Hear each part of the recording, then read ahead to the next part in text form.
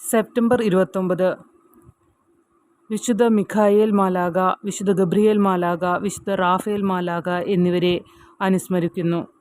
വിശുദ്ധ മിഖായേൽ മാലാഖയാണ് എല്ലാ മാലാഖമാരുടെയും ദൈവത്തിൻ്റെ സൈന്യത്തിൻ്റെയും നേതാവ്, പ്രധാന ദൂതൻ എന്നറിയപ്പെടുന്നു.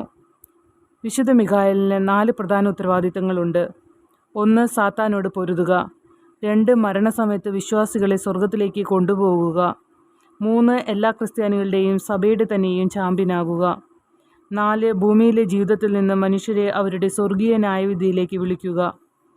ഇന്ന് പ്രത്യേകിച്ച് മാരകമായ ശത്രുക്കളിൽ നിന്നുള്ള സംരക്ഷണത്തിനായി വിശുദ്ധ മിഖായേലിനെ വിളിക്കുന്നു. സൈനികരുടെയും പോലീസിൻ്റെയും ഡോക്ടർമാരുടെയും രക്ഷാധികാരിയാണ്. വിശുദ്ധ ഗബ്രിയേൽ മാലാഖ ചില ആളുകൾക്ക് ദൈവത്തിൻ്റെ സന്ദേശവാഹകനായി സേവിക്കുന്ന ഒരു മാലാഖയാണ്. ബൈബിളിലെ പഴയതും പുതിയതുമായ നിയമങ്ങളിൽ ഗബ്രിയേലിനെ പരാമർശിക്കുന്നു. ദാനിയേലിൻ്റെ ദർശനങ്ങളെ വ്യാഖ്യാനിക്കുമ്പോൾ ഗബ്രിയേലിനെ മനുഷ്യനെ പോലെ കാണപ്പെടുന്നവൻ എന്ന് വിശേഷിപ്പിക്കുന്നു. പുതിയ നിയമത്തിൽ കർത്താവിൻ്റെ ദൂതൻ എന്ന് വിശേഷിപ്പിക്കുന്നു. സന്ദേശവാഹകർ, ടെലികമ്മ്യൂണിക്കേഷൻ തൊഴിലാളികൾ, തപാൽ ജീവനക്കാർ എന്നിവരുടെ രക്ഷാധികാരിയാണ് വിശുദ്ധ ഗബ്രിയേൽ മാലാഖ. വിശുദ്ധ റാഫേൽ മാലാഖ സിംഹാസനത്തിന് മുന്നിൽ നിൽക്കുന്ന 7 പ്രധാന ദൂതന്മാരിൽ ഒരാളാണ് വിശുദ്ധ റാഫേൽ മാലാഖ. തോബിത്തിൻ്റെ പുസ്തകത്തിൽ മാത്രമാണ് ഈ പേര് പ്രത്യക്ഷപ്പെടുന്നത്. റാഫേലിൻ്റെ പേരിൻ്റെ അർത്ഥം ദൈവം സുഖപ്പെടുത്തുന്നു എന്നാണ്.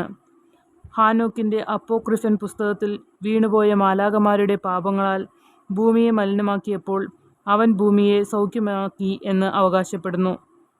യാത്രക്കാർ, അന്ധർ, ശാരീരിക രോഗങ്ങൾ, സന്തോഷകരമായ മീറ്റിങ്ങുകൾ, നഴ്സുമാർ, ഫിസിഷ്യന്മാർ, മെഡിക്കൽ തൊഴിലാളികൾ എന്നിവരുടെ രക്ഷാധികാരിയാണ്.